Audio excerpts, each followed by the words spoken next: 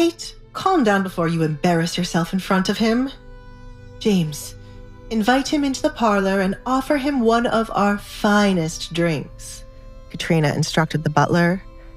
Kate, I don't know what sort of good luck you've stumbled upon, but we'll make the most of it. Now, do you see why I said to fix your appearance? Blood drained from Kate's face as she realized how horrible she looked right now. Mother, please stall him for me. I need to change. Kate picked up her dress and dashed upstairs. A lady does not run so wild, Kate, Katrina yelled to her daughter. What on earth am I going to do with that child? I should really get her married and get her out of my hair.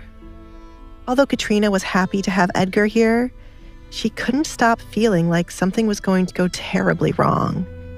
Is Alessandra here with him? She wouldn't miss the chance to gloat. I should have sent her away the moment I got married to Desmond. Why on earth didn't her mother run away with her? Katrina despised Desmond's first wife for leaving a child behind. Why should Katrina be tasked with playing mother to Alessandra when her own mother was running around without any worries? All her problems would have been solved had Alessandra's mother acted as a mother should. Katrina continued to sit in the private room to buy time for Kate. There was no telling how long Edgar planned to stay, and if the conversation would be quick, Kate might miss out on the chance to speak with Edgar. I have spoiled this child too much, but I have always said I wanted to give her a better life than what I had, said Katrina.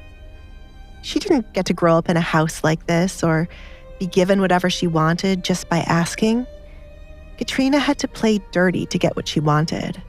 Having a grand title was something she always wanted, and Desmond was the perfect tool to get it. Katrina wished Kate had the same kind of thinking. Doing whatever it took to get what you wanted and not waiting for someone else to hand it to you. That was Kate's problem.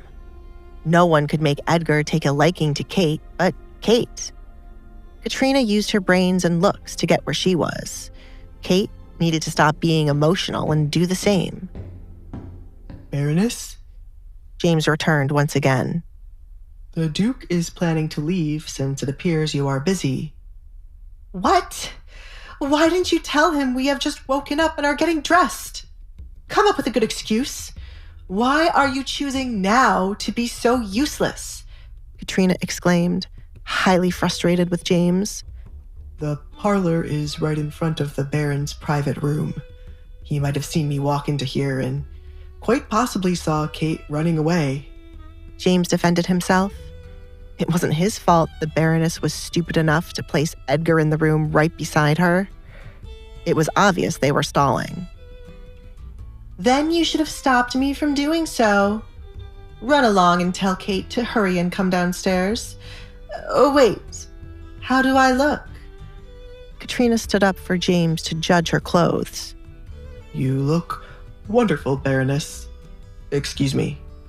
James left the room. He did not want to be caught in her trap again, especially with the Duke here. Why is she acting as if the Duke will care about her appearance? He whispered. What kind of man is he? Katrina asked herself. James could have used better words to describe her appearance. At this age, she was still quite the beauty. That was why James himself had always been sneaking glances at her when he thought she wasn't watching. Katrina pushed her thoughts about James to the side for now. She had a more difficult man to deal with. Katrina exited the private room and went straight towards the parlor. Duke Edgar, it is a pleasure to have you in our home. She greeted him with a curtsy. Baroness, it is hard to see how much of a pleasure it is when you are sitting in the next room while I am here.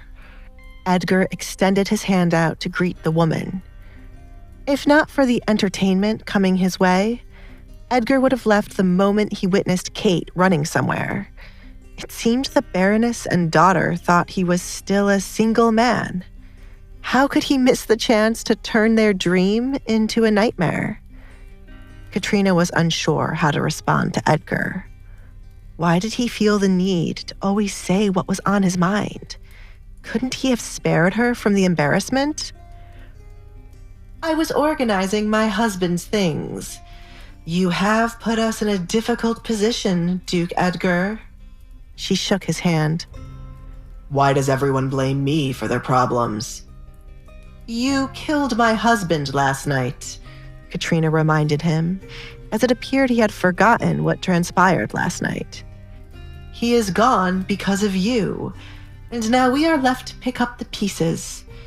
Life will be hard for me and my daughter now. Your husband dug his own grave, Baroness. From getting involved in sending women to the red light district to profit off the money they get from sleeping with men, to trying to send my wife off somewhere she did not want to go. I will admit I was at my wit's end seeing her being manhandled on the ground, and I killed your husband in a rage. My apologies. Edgar offered a sincere apology. I should have taken him off your property and then killed him. It must have been a hassle to clean up his blood and remove the head of the other man. How about I pay for your servants having to clean it up? He offered. Did you just say your wife? Katrina slowly asked, digesting the words as she said them. Edgar mentioning his wife was the only thing she heard coming from his mouth. That is what you call the woman a man marries, is it not? In the eyes of the law, you are now my mother-in-law, but considering you have not looked at Alessandra as your own daughter, I will refrain from viewing you as such. You seem surprised, Baroness.